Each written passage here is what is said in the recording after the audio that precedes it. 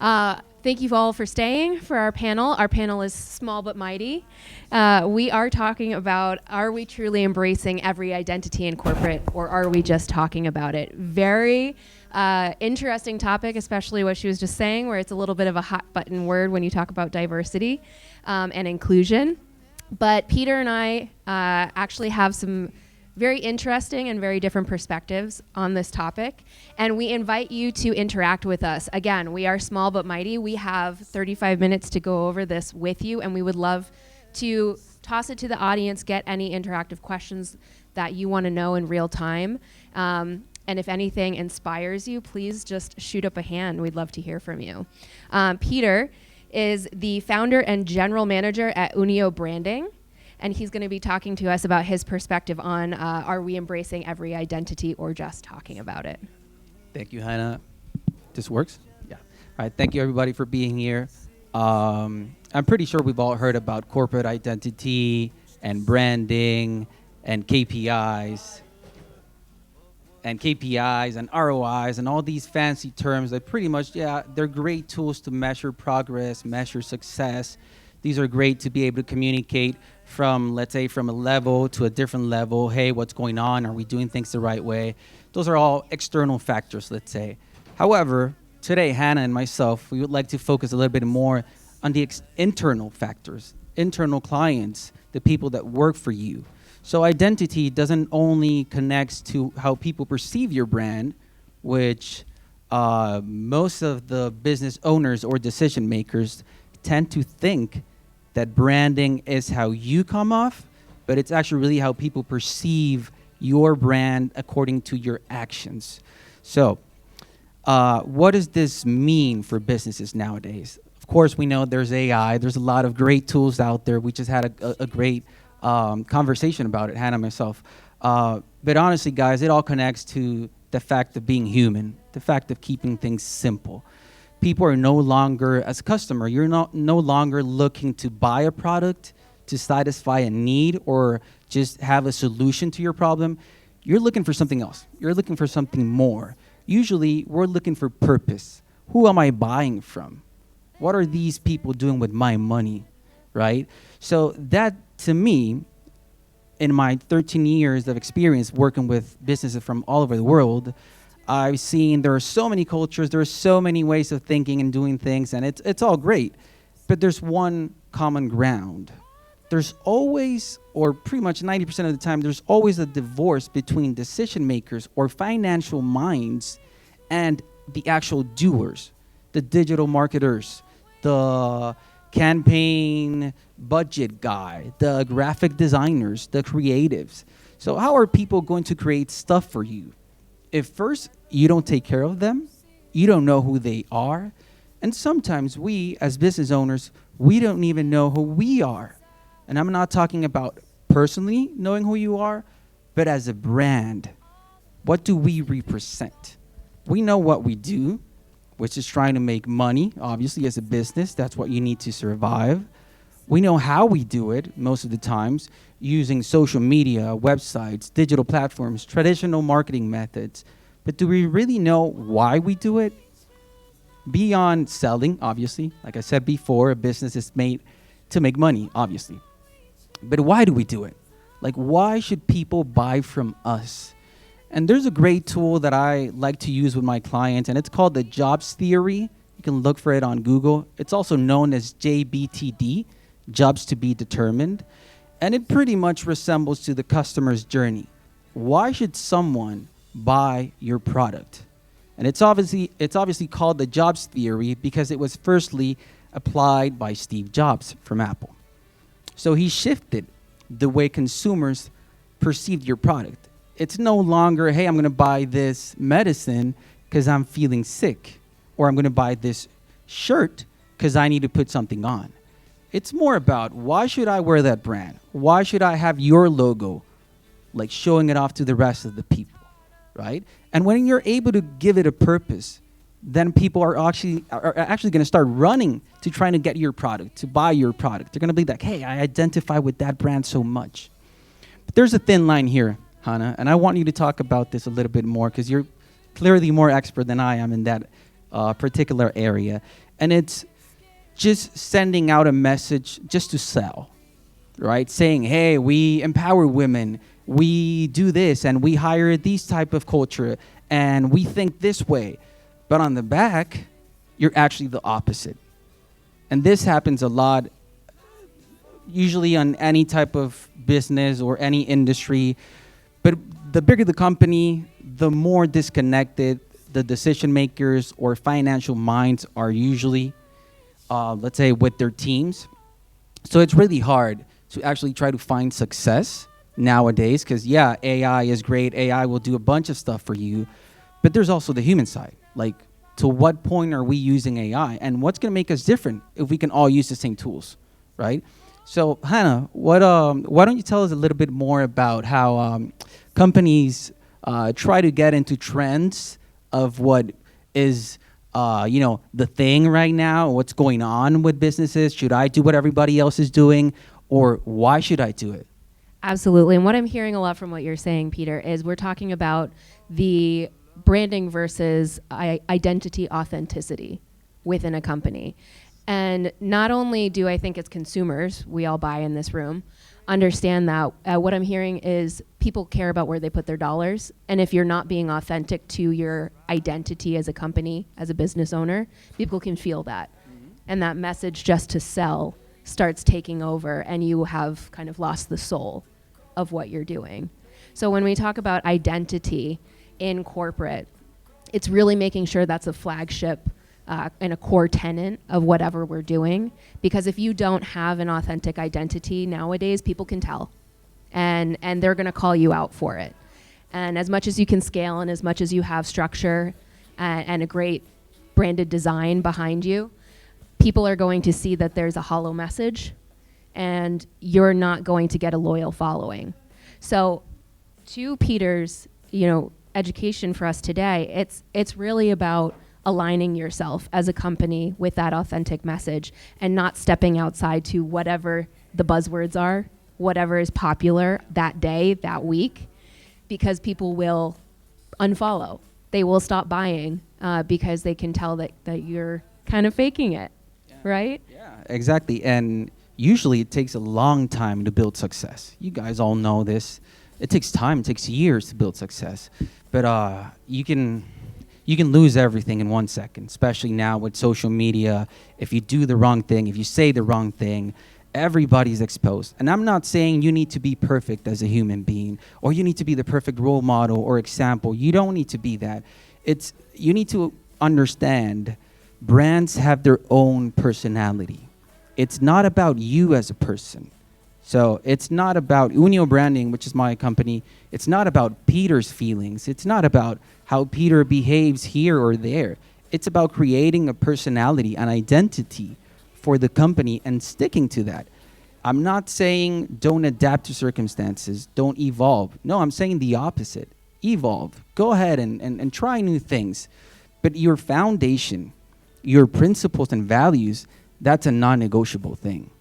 That's something that you need to take care of with your life, because it's really hard to deliver a message, and it's really hard having people to recognize your brand, much less perceive it as something positive. But it's so quick, or things happen so quickly that you can lose everything like in seconds. So if you say the wrong thing, or if you represent the wrong things just because, hey, my competition's doing this, and they're supporting this and this and this, maybe I should do the same. Or there's a trend in TikTok, like, should we all now start dancing, right? But maybe that's not your identity. Maybe that's not what you're representing, and that's fine. You don't need to be on all of the channels. You don't need to be doing everything. You just need to try to be yourself as a brand, remember, not as a person. Even though it's pretty much the same thing, because once you create an identity for a brand, it's like having to take care of like a personal identity. However, it's a different thing, because an identity usually is created by the people inside the company, right? By how people react to things, what are they willing to do for your company, right? And that's not something that you can buy. It's not something that you can put money. Yes, of course, if you're paying someone more money, they'll stick to you for a while. but it's not sustainable. People, we like to have purpose. We have to like meaning. We like to feel that we're doing something and that our everyday efforts are because of something, not just because I need to pay my bills. I need something more. I need purpose. So as a consumer, brand identity is absolutely relevant. But as an employee, I think it's equally important, or, well, it could even be more important, actually. Right, and that's when we talk about internal identity. And I think here in this room, since we're all here at a business conference, there's a lot of decision makers in this room. You guys are probably the people that are not only creating this external identity for the company, but the perspective that I want to bring to you is also looking inside, looking to the internal identity, because what are you showing people, your workers, your employees, about your company, about what you represent and how you want to, be out in the world. And I got so dazzled by the lights and the beautiful faces in this room that I forgot to introduce myself. I am Hannah Peasley. I'm the co-founder and COO of High Net Worth Women Institute, which is an online financial education platform specifically geared towards women.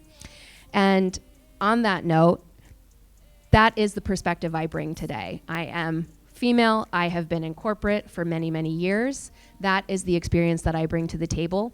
But how it ties into what Peter was saying today is, we're talking about how companies and corporations can get caught up in trends and buzzwords, and supporting female initiatives and female employees, bringing women into the C-suite. That's a cresting wave right now. It's very high in popularity, and we love that. We love to hear it, but not everybody's doing it authentically. And I urge you to, I'm going to be speaking from the female perspective, but identity is as diverse as the people in this room. It could be anybody. You could insert X, ethnicity, gender, anything for what I'm talking about today. Because what I really want to urge you as the decision makers in thinking about the authenticity of your company or brand's identity is, what are you doing for the people who work for you? And if you're putting out external content to try to bring diversity to your company, to your table, are you doing that in an organic, authentic way? Do you really mean what you're giving, what you're selling? And to that endeavor, again, speaking from the female perspective and talking about internal messaging, one of the things that I have found through my experience is that there is a lot of content, webinars, workshops that companies will put out because they want to attract a certain audience, or they want to say, hey, look, we are catering to this audience and we want to look like we're being inclusive and diverse. And unfortunately, what I have found is many times by attending those, workshops, webinars, conferences, things like that, there's a lot of hollow messaging. And you can, again, people are smart. You can tell when it's not authentic and when they don't really care, they're checking off a box. So I urge you, what is it that your company is putting out? Or if you're the CEO or the owner, what is it that you're putting out? Is if you are doing inclusive activities, inclusive messaging, do you have heart and soul behind that? Because people will feel it. In a lot of instances too, and especially in business, and I use the word business as a huge umbrella term, it's still a very male-dominant area. And while women are completely closing the gap, and I'm so proud, there's still a lot of work to be done. And when you're looking internally, especially as a decision maker or an owner, what is the culture within your company? Are you inclusive of different types of people, different genders? In my experience, a lot of the rooms that I was in, I call it a locker room. I'm working with a lot of men, and that's great. However, the side conversations and the water cooler conversation becomes sports, or it becomes talking about their wives, or it becomes talking about, gruffer jokes and gruffer conversation that sometimes women don't gravitate towards. There's other experiences that I've had where our skills are a little overlooked. And again, I'm speaking from female perspective, but I do want to insert X anywhere. If you're talking about any other group that has different skills to offer, and a great example of this, I've talked to a lot of headhunters, Um, you know, they're saying, what are your hard skills? What are your hard skills? What can you bring to the table? And can you build this? What metrics do you have? Are you great at Excel or Word or design, or, what are those hard skills? And a lot of times, some of the skills that other groups of people bring to the table are being left out of the conversation. However, those are the skills that build your oh my gosh, your community within work, exactly. Your culture. I was listening to a panel earlier, and there were some words that I want to leave you all with today, because they are some of the most important skills. And if you can find this in your employees or even on your C-suite, your decision team, this will shore up and strengthen any identity as a brand, any business that you have. And a lot of those have to do with quote unquote soft skills. We're talking about empathy. We're talking about trust, community, safety, and caring about the people that you work for. And especially in an age where a lot of things are digital, post-COVID, for example, this is something that you really have to pay attention to, intentionally build. Because people who are working remotely, for example, they are going to feel so disconnected if you are not supporting them in these other ways. If your only value to a company is your hard skills, your output, your metrics, you're going to feel like a cog in the wheel, a number, not a valued investment into the company.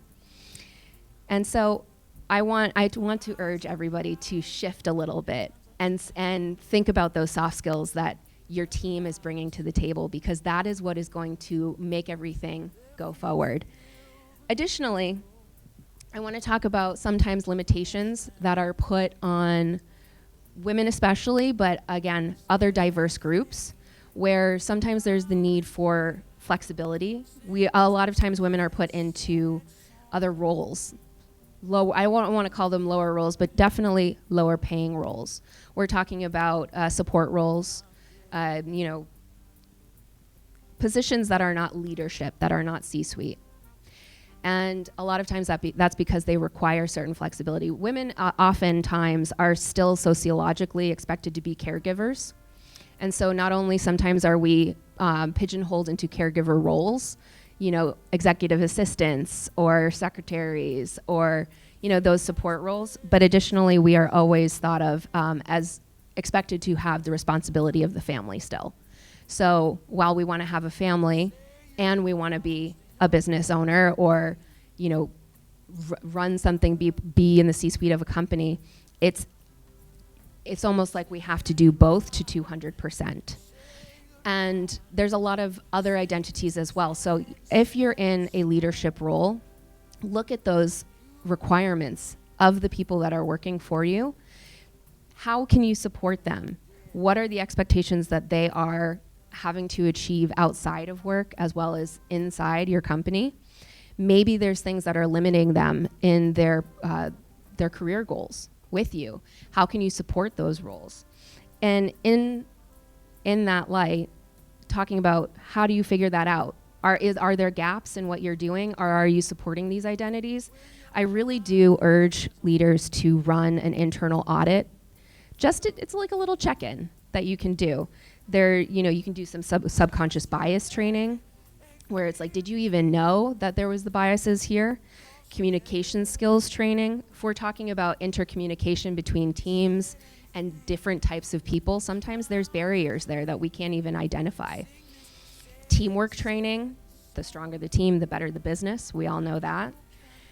There's also support for hybrid and remote, 100% remote roles. In a digital age where a lot of times we do work remotely, how are we incorporating those people into our teams? Well, it's funny. All of my team, they work remotely, so it's a blessing and a curse. Obviously, there's a lot of tricks to it, but something that you said was very interesting. The fact that women are always expected to be performing. Let's not even say 200%. Let's say 100%. And it's funny because the way that a women's body work is completely different than a male body. So I'm not trying to get into any other subjects, right? But what I can say, and I've learned this from my wife and and fellow colleagues, a woman's body is different. So when she's at 100%, she's actually going to be at 200%. So that's the time when she can overperform. But you cannot expect her to be performing at that level all the time, because then you're pretty much setting yourself for failure, and you're setting the rest of the company for failure. So running a business or being a decision maker is kind of like having kids, right? In what sense? Well, you need to figure out who they are, and then you need to try to see what they're good at and when they're good at, and try to use that as a leverage instead of just having an expectation over here and then them not achieving it, and you'd be like, okay, so no, I should have definitely hired a guy here, because guys don't complain. We're always macho men. We're always ready to work. And yeah, it's funny because I usually have these conversations with my wife, and she's always explaining to me, hey babe, how are you feeling today? I'm like, babe, I'm usually like an 85 to 90% all the time. So I'm very steady. So I'm pretty much ready to do whatever needs to be done. But that's me, right? So I can't expect the rest of my, let's say, collaborators to be the same. So women are usually, they have ups and downs because physiologically speaking, it's a different body. So being able to identify, not in which phase of their body they're at or nothing like that, but being able to communicate better yet with your, let's say, doers in your company at any levels. That's where I think identity comes in. And that's where you actually get to a sweet spot where people are doing things that you would never expect them to do. They are working more or working better, or they're just inspirational towards what they need to do. So in my case, since I own a digital marketing company, I have a bunch of clients. So from hotels to medical companies, so they're so different from one another. So what I do is usually I try to identify, hey, I have this creative project right here. Do I need X, Y, or Z? I'm not saying do I need a woman, do I need a guy? I'm saying I know this person. I know this collaborator works really good with, I don't know, beauty brands. So I think it's your time to shine, right? So also being able as business owner and decision makers, not only see the financial side of it, because those are just numbers. And there's no AI tool that's going to tell you this. It's something that you need to develop yourself as a business owner. And being able to communicate and just on the different levels of your business and be like, hey, okay, I think if I put this person over here, she's going to be or he's going to be in a better position to succeed, rather than, hey guys, we have a project, so I expect the same level of commitment from all of you, because it's never going to be the same. It's like having a soccer team. It's like having kids. You can't expect Y to be the same as X, Z, A, B, D, or whatever. So I just wanted to add that to what you were saying, because I thought that was very interesting. Women are expected to always be performing at the same level. And we don't actually, it's not the right call. It's not the right position. It's not sustainable. You're going to end up frustrating your people, and you're going to end up frustrating yourself. Well, and what really resonated with me, Peter, is putting people in a position for success. Are they the right person for the role? I'm not sure how many of you actually work directly with clients, or if we're in a room full of B2B, but a lot of times as a service provider, if you're actually identifying who's going to be the best partner to work with this specific client, they might gravitate better towards one identity versus another. And as a savvy business owner, it's your job to figure out where, the round peg with the round hole, and figuring out exactly who's going to be the best fit. I do think in terms of equality, it's nice to just expect everybody to operate the way that they're expected to operate. For physiological reasons, of course, there's going to be ups and downs for everybody. However, being in a position to support whatever, if you're at 85%, and I love the percentages analogy, I actually do that at home with my husband as well. If it works, it does, and if a team is one person's at 90% or a consistent 85%, that's amazing. You know what you can count on from them. But if you do those check-ins as a leader, as a manager, whatever role that you're in, if you can assist people to be in a position of success, say, where are you at today? Are you at a 20%? Are you at an 80%? What can I do to support you? You know, not only are you then supporting just human beings as individuals, but you are then inviting people to be open and trusting of you. And it does then breed a very authentic, trusting environment and culture.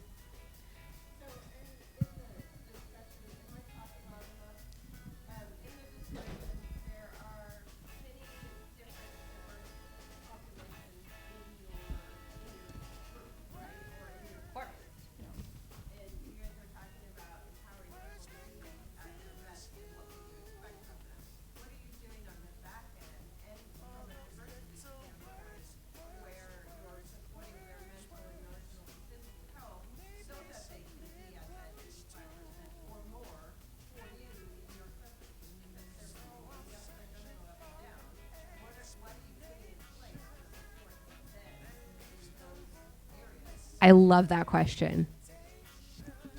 I'll take it from what I do for my company.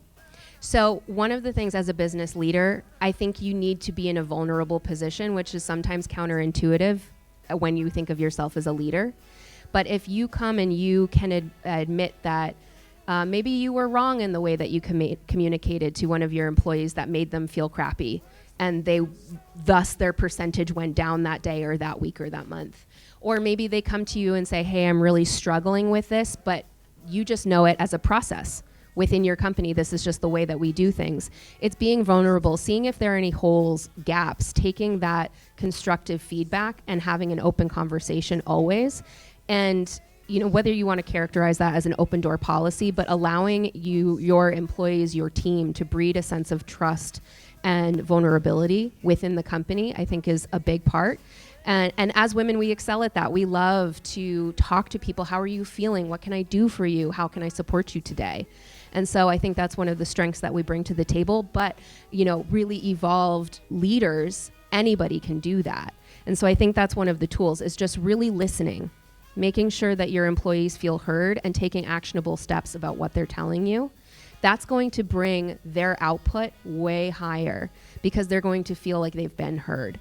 I don't know. I'm also speaking personally, because if I go to work and I feel like my boss doesn't want to hear anything about me, I'm like, cool, I'm going to shut down now.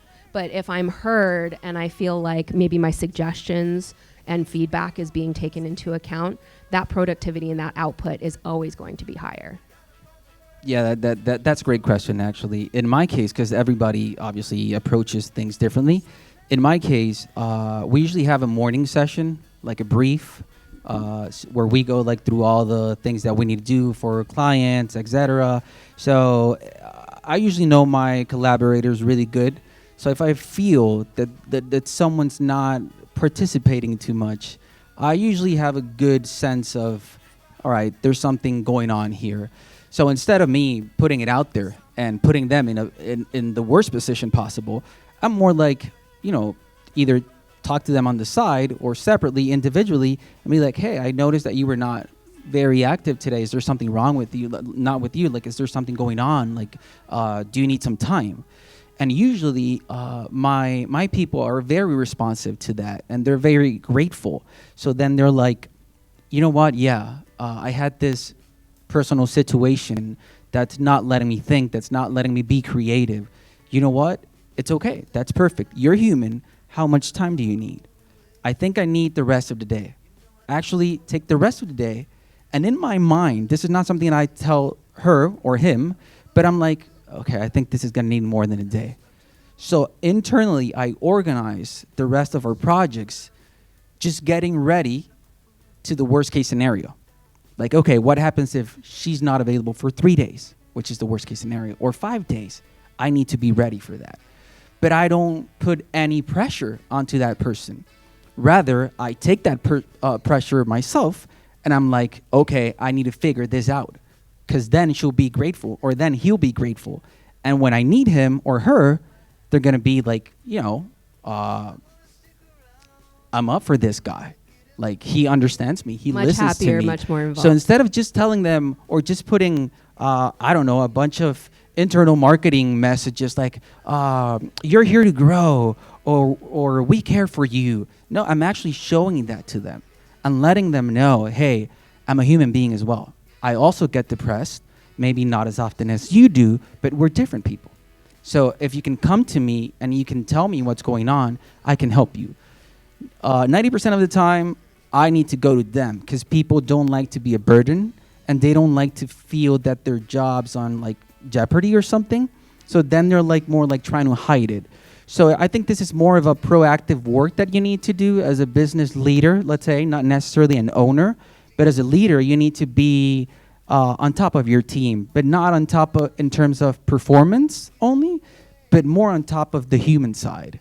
To me, that's what true corporate identity is all about. And just to wrap that up, I think, Peter and I are fortunate enough to be on a small, we have small businesses and small teams, so we can do the face-to-face interactions with our team. But if you are a leader, decision maker, manager in a larger team, a larger corporation, and you have the power to introduce anything, I'd say bake emotional intelligence into what you're doing, into your employee interaction, into how managers work with their teams and how teams interact with each other. As soon as you have EQ, you're going to be off to the races in terms of supporting people to do their best. Any other questions? Amazing.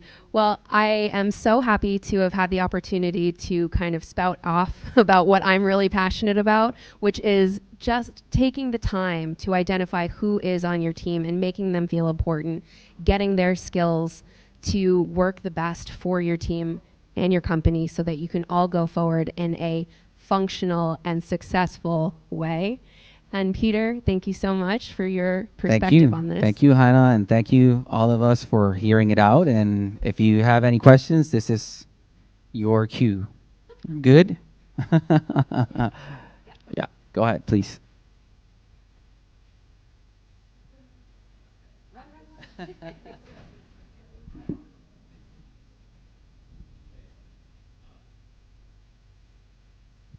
No, but we can hear you.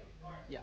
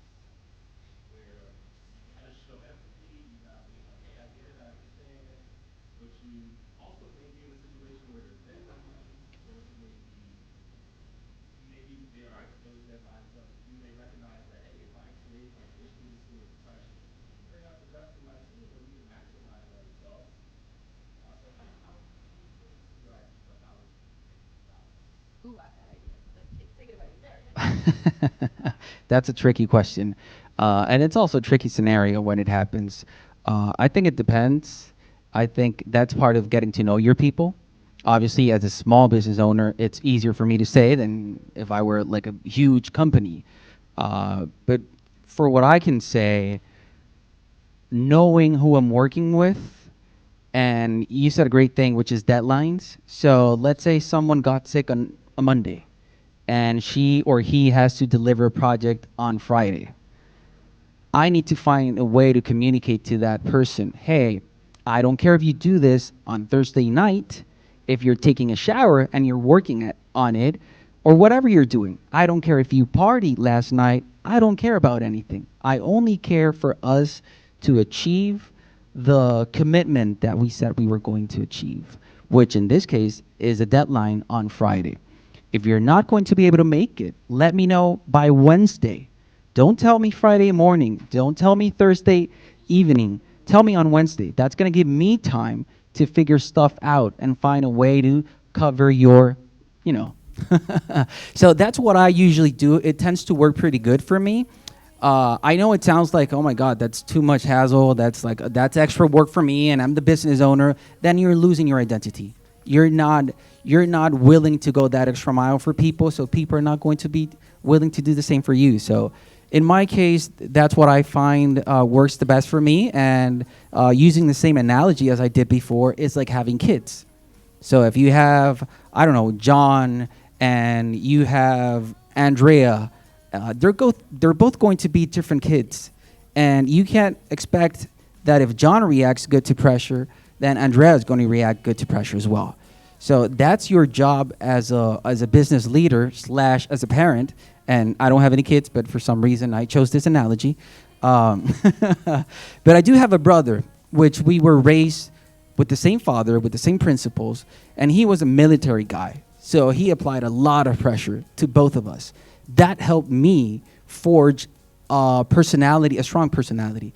But my brother, he went through a lot of personal mental issues, and we were applied to the same exact context.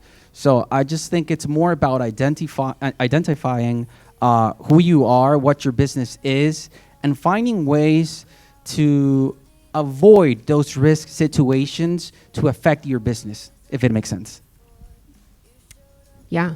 And to expand upon Peter's point, where you can't expect everybody to respond to high pressure situations.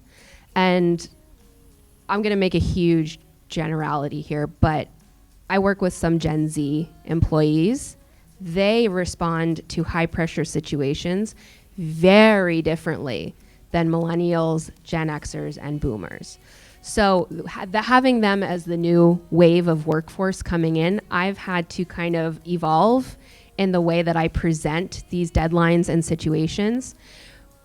If you have the opportunity to get to know your team in a way where you can say, I know they're not going to respond well to a high pressure, high cooker situation, that's your job as the business owner or the decision maker to figure out what it is that they need, which is where the EQ comes in. How can I support you in this to get you to the point where you make that deadline? But being very open that that is your deadline. I'm holding you to this standard. What do we need and how can we work together to get you there? I think part of it is putting forth the expectation and then giving space to see A, how they react, and B, how you need to react to them. So, if you have the opportunity, the deadline isn't tomorrow or end of day today. If you have the opportunity to give that space, that's always going to be helpful in those situations. But showing the EQ, saying, no matter what it is, if you're rising to the occasion, or maybe this creates a whole bunch of anxiety for you, I am your boss. I am your leader in this. Let's get through it together. That's the only way that I've been able to navigate those situations where people respond differently. Because one person you're going to end up learning and knowing after a while, like, whew, okay, I can put them in the pressure cooker and they're going to be great with that. This other person, I've got to give them a little bit more time. And it is on you, but if you, again, are in a larger company, a larger corporation, it's knowing, again, the trickle-down effect. If you're teaching your managers that, and then that's how they're interacting with their teams, it's giving people the space to be who they are, bring their own identities to it, and allowing them to do that so that they can really rise to the occasion in whatever way they're going to do it. Because you're not going to change them either. We're all adults. And have a backup plan. Worst case scenario, you're ready. Like, what happens if this person doesn't fulfills his deadlines? What happens then? I got to be ready because I got to protect my business. Yes, I'm a human being, but I'm also a business. So being ready, man, that's in a nutshell, Keep your being finger on the caring pulse. and being ready. Yeah. So protecting your employees or your team, but also protecting your business.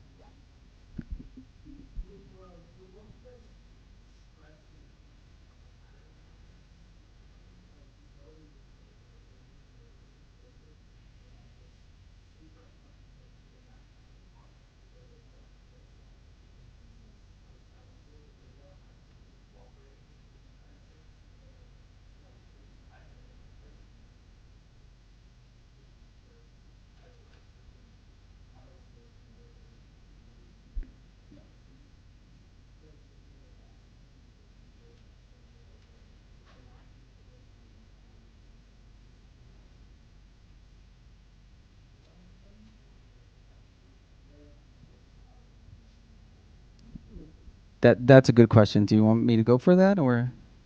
Yes. Yeah. Well, then again, this is could be a bit unfair because I'm a small business, so processes for me are a little bit different than bigger companies, where you're pretty much going through a lot of machines and meetings and whatnot. To me, I don't try to picture hiring someone like, hey, I need this person to fit this mold. I am much more like, what can I do with this person's, with their with what they're bringing to the table, potentially speaking. So I'm more of, my company's motto is differences unite us. So I'm not looking for a Peter when I'm hiring someone else. Make sense? I'm looking for something that's not in my team yet. Yes, there are similar personalities, creativities, minds, etc. However, everybody's different. Everybody has something to offer. I think going as far as to say you're not the right fit, at least that's not a perspective that I like to use. I think everybody could be a good fit because everybody has something to offer.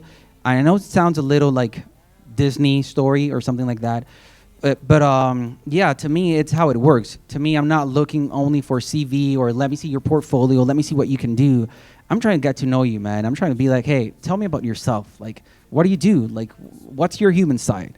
Like, show me that, because then I can work with that. I can know who you are. I can know your limitations. I can know what to expect from you, but at the same time, not, if you don't fulfill my potential expectations, you're not going to be the one to blame. So I try to make people fit as best as possible in my company. I'm not going to say everybody that I've hired still works for me, but at least the people that has worked for me, they've left the company for better opportunities, and I've allowed them to grow. I haven't been like, just jealous about it or just like, yeah, sure, man, whatever, just leave, get the out of here, right? No, I'm pretty sure like everybody that has worked for Unio Branding or with Unio Branding, they have positive things to say about us. So I'm looking more for that human side, but then again, that could be an unfair position for bigger companies. So I don't know. What about you, Hannah? I think we have a lot of luck being a small team because we get to do these things. But in terms of onboarding, I think just our general topic, which is, are we embracing every identity and knowing your identity? First of all, onboarding is your first meet with your new employee. You're showing them who you are, and you're setting your expectations. I think onboarding is extremely important. Not only for the company, but for the new hire as well. They get to see the window into your operations and immediately get dropped into, this is who we are, this is what we do, this is what we expect.